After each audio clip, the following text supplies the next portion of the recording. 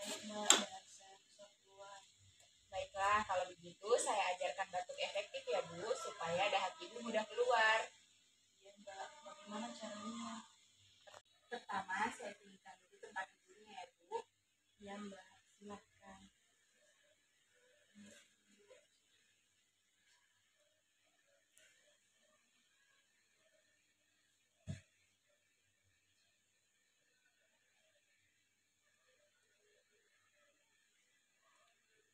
Sudah cukup Bu.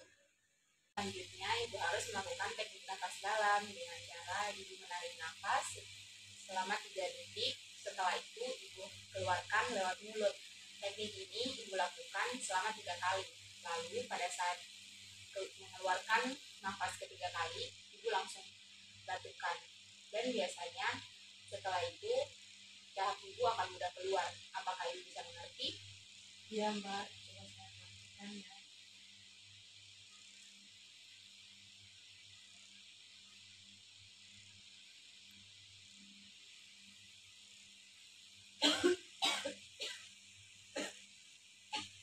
Iya Bu, sudah benar. Teknik batuk efektif ini bisa Ibu lakukan berulang kali, misalnya setiap hari 3 atau 4 kali.